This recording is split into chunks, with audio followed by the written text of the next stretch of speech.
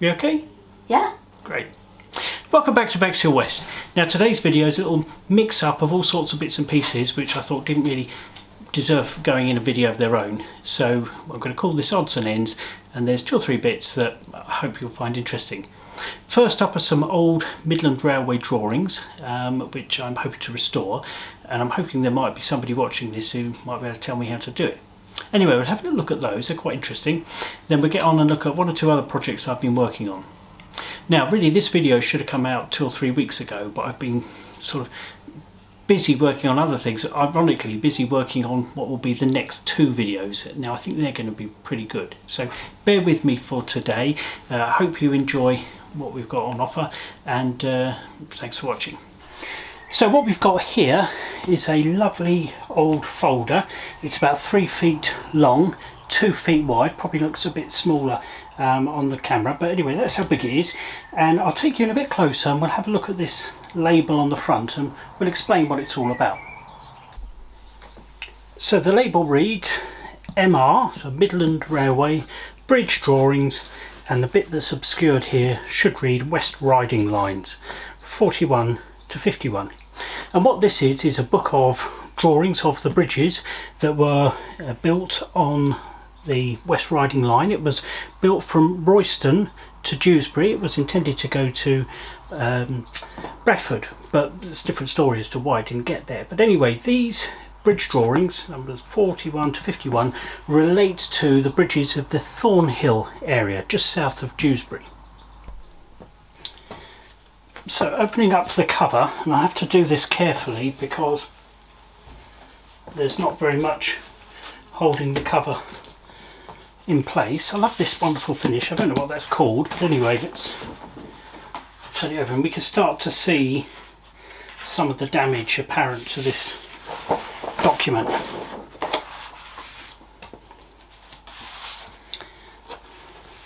Okay, so here's our first drawing. You can see how the linen backing is literally falling off of the pages. Now this is only the 3rd time that I've opened this folder up.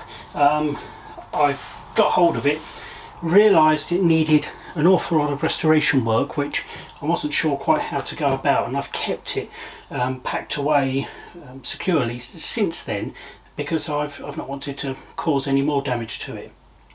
But I'm hoping that there might be somebody watching this who knows how to go about restoring some of these pages. I've done a bit of research and I'll run through what my thinking is, and if anybody is watching and knows anything about it, they might be able to tell me whether I'm on the right line or not.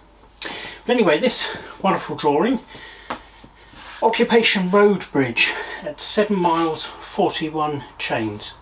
Now I'm a bit limited to how I can get the camera on this to have a closer look. What I might have to do is take a couple of pictures and overlay those on the screen so that you can see in great detail what's going on here.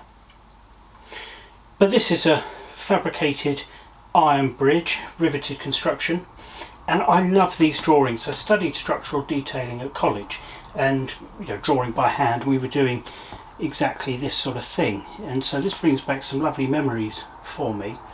But also looking at drawings like this enables me to broaden my understanding of how these sorts of things are built. And for example, I'm actually looking at building an iron bridge very similar to this for Bexhill West, and although it's not the same, it's surprisingly similar to the sort of construction methods, and particularly of the bearers. So I'm going to draw some inspiration from this to help me with my own modelling. This shot gives quite a good indication of just how fragile this document has become.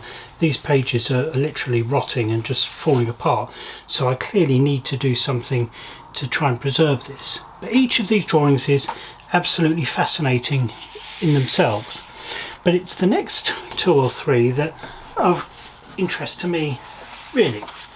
Now most of these drawings were done in 1903 or 1904. We've got a couple here that are dated 1915 and they're quite interesting. Now they showed this particular bridge, and this is just on the Dewsbury side of the Thornhill Colliery, or Comms Colliery, and we'll talk about that in a minute. And it shows this rather impressive, typically Midland bridge. And I'm quite interested in this little stretch of line and two bridges in particular. I'll explain why in a minute. But what's interesting here is that this drawing, dated 1915, actually shows a lot of repair works that were required on this structure. Evidently there have been quite a lot of subsidence, because it mentions on the drawing that twice the lines had to be lifted. The whole thing was effectively sinking, judging by the information on these drawings. In fact, it shows how cracks have appeared. So this is looking north towards Dewsbury, and this elevation, which is upside down, shows the elevation sort of looking towards Royston. So these two ends are different sides of the same bridge, and all the cracks are detailed. Now, what's all this show? Well, I'll come to that on the next page. So clearly in 1915, this was January, this drawing was prepared, they decided to do something about it, and a large part of this bridge was demolished, taken down and rebuilt. And these lines show the timbering that was inserted so that they could rebuild it. Now, of course, this would be very interesting, or very similar to the original timbering that they would have used when they built the thing. And the coloured area here shows the extent of the masonry work that was replaced. It's also clear from here that one of the tracks, there was an upline and a downline. The upline was actually closed whilst these works were going on, not surprisingly. And it's quite interesting because these drawings here detail the extent of the movement when the levels were checked, etc., etc. Now I'm going to skip past a couple of these drawings.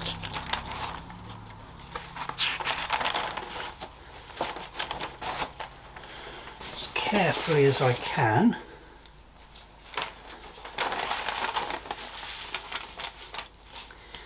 Now this is quite an interesting one. It shows a footbridge. Now this would have been just south of Thornhill. And here's a drawing of the ironwork that made up this footbridge.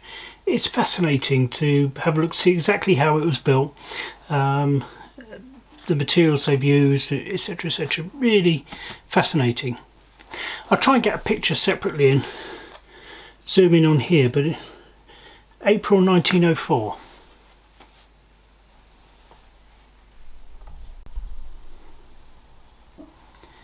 I've come back to this page because there's something here I wanted to point out that I forgot before. The drawing is dated January 1915, and there's a little note here that says in March of 1915 this end of the bridge was taken down and rebuilt, and that was the rebuilding that I showed you on the other sheet. It's interesting to note somebody's added a note here that it cracked again in April 1915, so those works weren't altogether successful.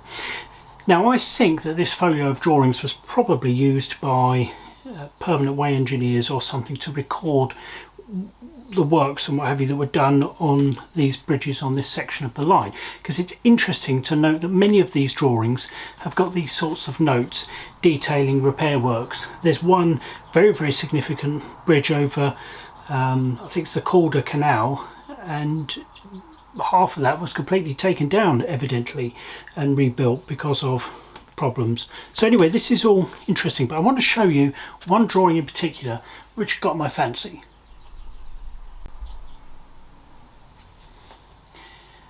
Now, of all the drawings, this one is probably one of the least impressive, but it's the one that interests me the most. This represents a bridge over the line, a mineral line that ran into Comms Colliery. Now, Comms Colliery I think would make a fantastic model, and it was sort of thinking about that which has sort of led to me getting hold of these documents. I'm not going to make a model of it, but I just thought it'd be interesting.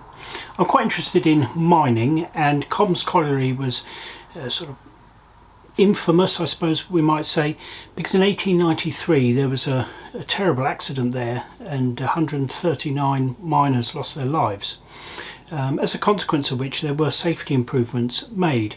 Of course, that in 1893 predates when this was built, but it's quite an interesting little bridge and it still survives today. I'll see if I can put a picture on the screen of it. So that then is the Combs Colliery Bridge, and it was the other one which I showed you which had the repairs done to it. Those are the two bridges really that interested me in the whole of this folio, but there's loads of really interesting stuff here, and some of these drawings unfold and are sort of 12 feet long. They're fascinating.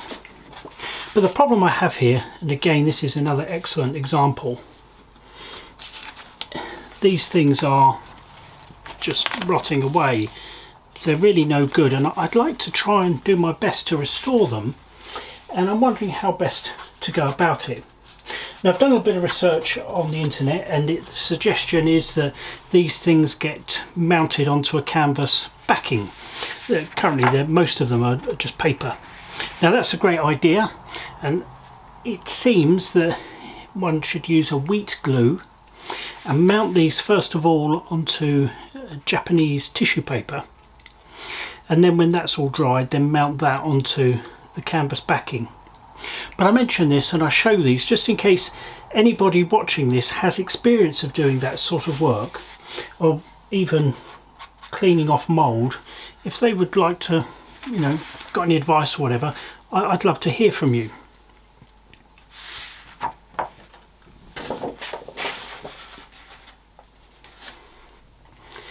Now, as we work through this folder, we come back to a drawing of that bridge I showed you earlier, the 1915 drawings. Well, this is the original 22nd of September 1903 drawing from the engineer's office, and this has got all sorts of notes that are taken on it, including some made in 1914, where all of the faults and the cracks and what have you, the movement and the levels, etc., are all checked. There's a nice little pencil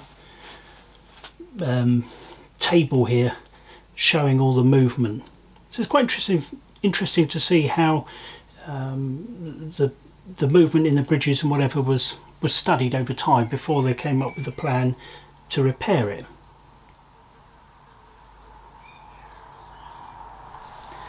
So I'll leave this section now with a few little clips of some of the interesting bits from these drawings. If you are interested, let me know in the comments, and I could do a full run through of this, of all of the drawings in here. I mean, some of them are amazing. They're sort of 10-12 feet long when they fold out, and they're brilliant. But for now I'm going to pack this all away again, look after it, keep it nice and dry and safe, and well, we'll come back to this at some future point when I've discovered exactly what I can do to repair it all.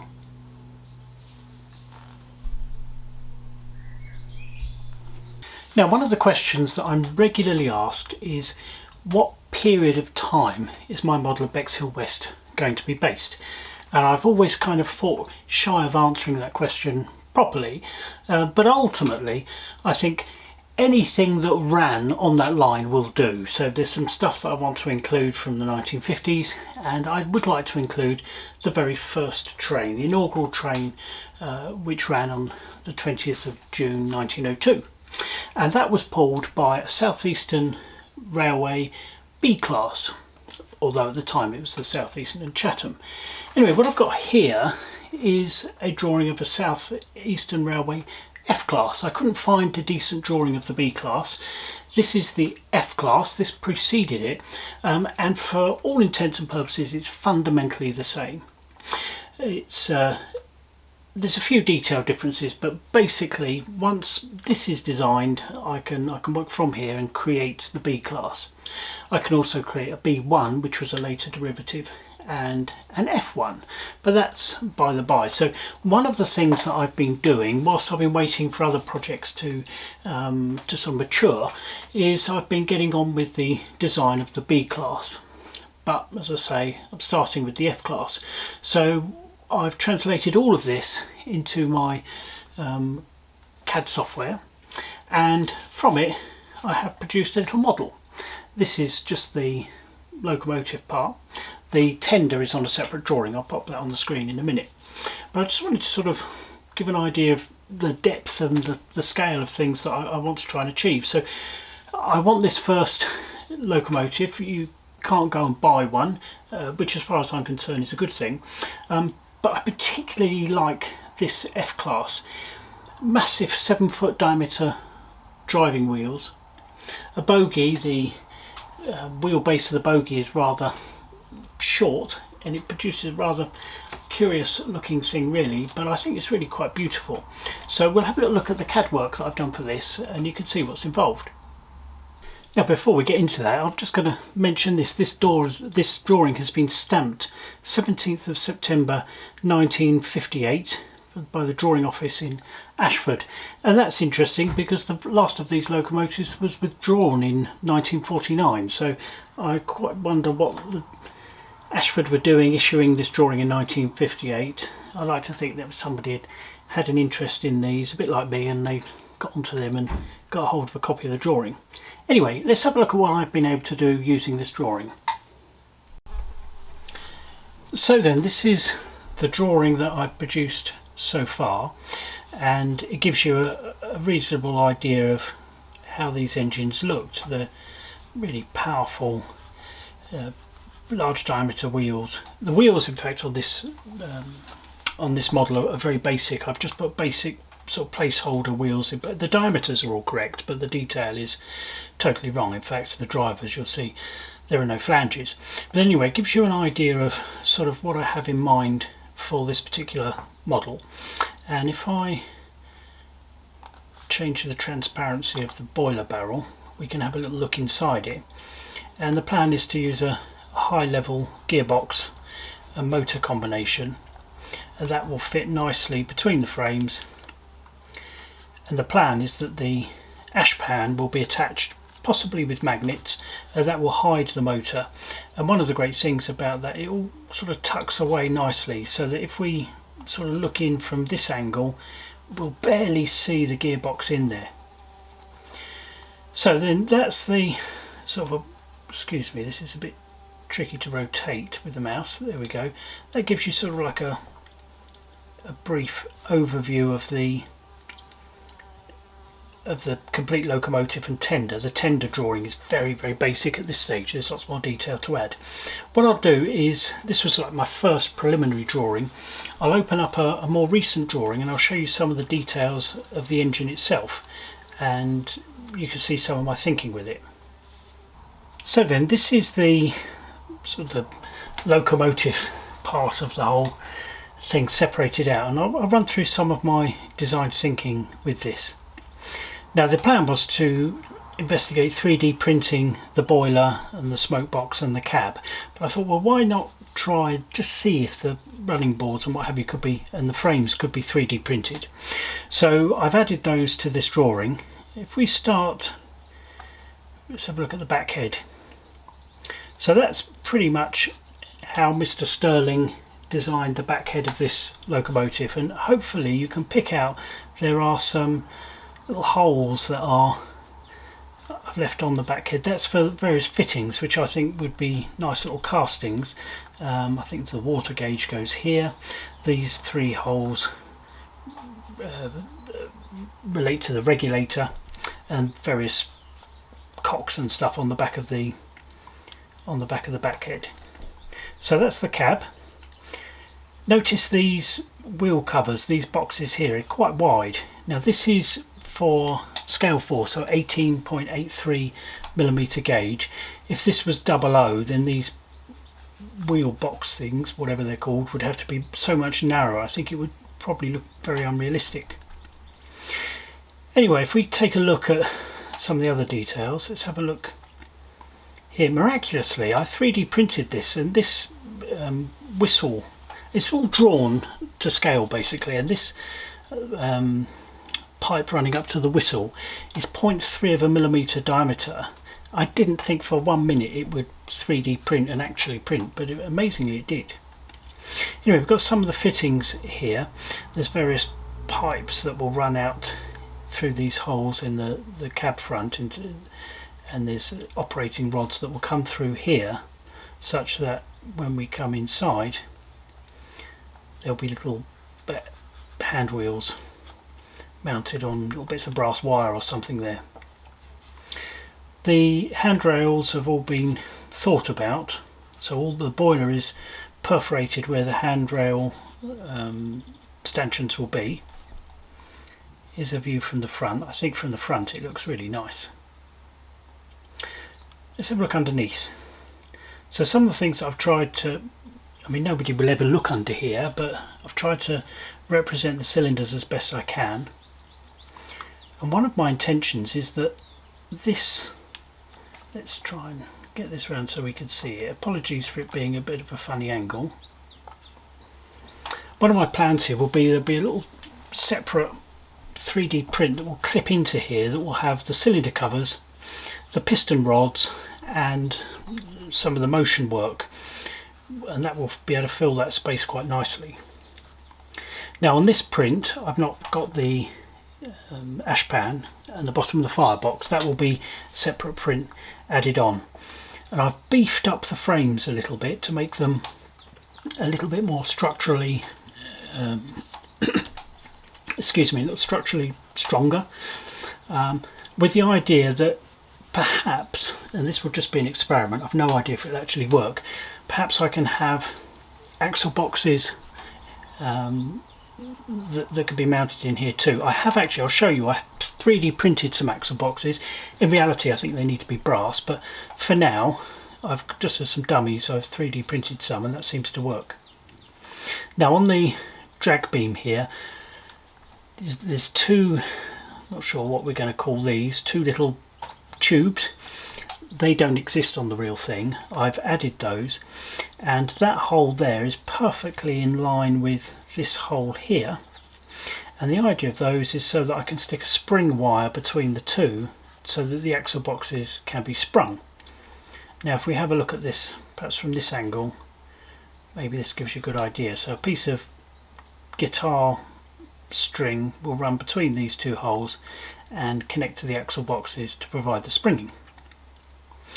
So I've incorporated some of the bracketry and what have you that the drawing shows existed on the real thing, and that's made the 3D print incredibly strong. It's amazing just how strong it is simply by replicating the structure of the original. So there we go, that is a Southeastern Railway F-Class designed by James Stirling in, I'm going to say 1883, I might be wrong on that, but about that sort of time period. Now Stirling was a great fan of standardisation, so this Stirling boiler was actually fitted to a number of different locomotives, so it would be possible, we having got this drawing produced, to produce several other locomotives from it. But certainly, as I mentioned previously, the F, the F1, the B and the B1 are all going to be really easy to produce from this. The principal difference between this, which is an F, and an F1 for example, is a slightly different smoke box arrangement, and there's a steam dome on the F1 boiler. Other than that it's pretty much the same. Oh, and a different cab, but that's just a cosmetic thing, that's quite straightforward. So there we go, that's my 3D model of a Stirling F1. There's a few things still to do. In particular, one of Mr. Stirling's, or James Stirling I should say, brother of Patrick Stirling, but James Stirling came up with a steam reverser, and that was very successful, I understand. So that's the next thing to model up, and that will sit just here in front of this sandbox. Now one of my plans with this 3D model is, there's kind of two versions of it. There's the model and then there's the real thing, and I'm going to save the true to scale kind of real version for a later video. But what I have been doing is modelling up all of the valve gear, and what I hope to be able to offer in a few weeks time is a little simulation, so we'll be able to see exactly how this worked, take a cross section through the locomotive. In fact, if I do a cross section now, this will perhaps give a little hint at what it might be possible to show. So we can see how simple this is. But what I've been doing on my other version is I've got all the fire tubes in and everything, and I've been working on the valve gear. So what I hope to do is animate all of this so that you'll be able to see the valve gear working, and I'll have to do it by clicking with the mouse, but by sort of manually moving the output shaft from the reversing gear, we should be able to see the valve gear working and investigate things like lap and lead on the valves and what it means to notch up. So hopefully we can make a little bit of a how to drive a steam locomotive lesson out of this drawing. Anyway, I thought that might be of interest to some to see what I've been up to. Now, one of the reasons why there's been such a big pause between this video and my last one is that projects like this take a great deal of time to put together. I've not kept track of how many hours I've spent on this, and I shouldn't really like to guess, but I think that all told, including all the valve gear and stuff, there's probably 30 or 40 hours worth of work in this 3D model as it stands. Probably 90% of what you could see there was produced in a handful of hours, but the getting into the weeds and digging through all the minor inaccuracies that were present on the original paper drawing as well. This is one of the downsides to having the accuracy of the computer, is you find faults with things that are drawn by hand. But it's all of the detail that's taken a great deal of time to do. But anyway, that's the model, and let me show you the 3D print. Now, I've 3D printed this probably 7 or 8 times, and each time I've tweaked certain settings and certain parameters on the drawing to try and produce a perfect print, and I'm not there yet. I think I'm probably 3 or 4 prints away from having a perfect one, but I'll show you what I've got so far, and it's looking really encouraging. So this is the 3D print. Like I say, I think this is about number 7 or 8 off of the list. I have given this a quick blow over with some primer, but I've not done any rubbing down or finishing work on it at all. The only thing I did do was I cut the 3D printed whistle off. It printed really well, but I thought I'm bound to knock it off, so I'll take it off rather than disappoint myself by snapping it off later. But I hope that the camera can pick up all of that detail on the back head. Has printed nicely. All the rivet detail, there's little bolts through the brackets on the side that hold the top half of the cab on, and these also are the bolts that receive the handrail brackets. See the fire hole door, the front looks really nice. I might have to take a couple of close-ups to show all the detail, but the cylinder covers have come out really nicely. There's evidence under here, you can see where I've not cleaned this up properly, of the support material that was used to 3D print it. But hopefully you can see this stretcher has got the sort of the ribbed cast iron detail on it. It's turned out really nicely. I've got a bit of spread just here. Hopefully you can see that valance, which is very slender, that has sort of bowed out a little bit. I might need to heat that up and squeeze that in, and possibly come up with a strategy here for printing that to prevent that from happening. But this is pretty much as you could see it out of the printer. Now, it did come out on support material. This is another little project. We'll look at this another time. This is a Southeastern Railway ballast hopper wagon. These are quite nice, but anyway, that's roughly how this was printed. You sort of get the idea of this sort of support tree holding it up. So all I've done is taken that off, and there's been, like I say, no rubbing down on here at all. Now, what you might be able to see are my 3D printed axle boxes. Now, I don't think for 1 minute that they will survive long in service. I've literally just printed them just to see kind of how it would all look. But these would be no trouble to make in brass. And you can see these little bits on the end there where the guitar wire is going to go. There's a tiny little hole in this stretcher here, and these axle boxes are designed, and there's no way the camera's going to pick this up, but there's a little sort of bracket on the side of them with the hole through for the guitar wire. So I've not actually set that up yet, but that will be the next thing to have a go at, and probably the next iteration of this print, now that I'm sort of convinced that it's getting there. The next iteration will be another little bracket to hold the spring between the axle boxes. But hopefully the camera gives you an idea of just how neat that's turned out. I'm really quite pleased with it. I didn't think details like the ram's bottom safety valve, the whistle, the buffers even, I didn't think those were going to print, but I left them on the drawing just see if they would. I would imagine cutting these off and fitting nice turned brass ones, but for the purposes of establishing what was possible, well, it is. So I'm really pleased with that.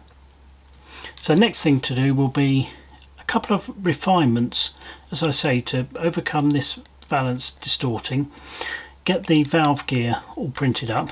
I've tested it with a set of wheels so I can fit my chosen wheels in there, no trouble at all, and I think that will make for quite an interesting locomotive. I've just got to do the tender now.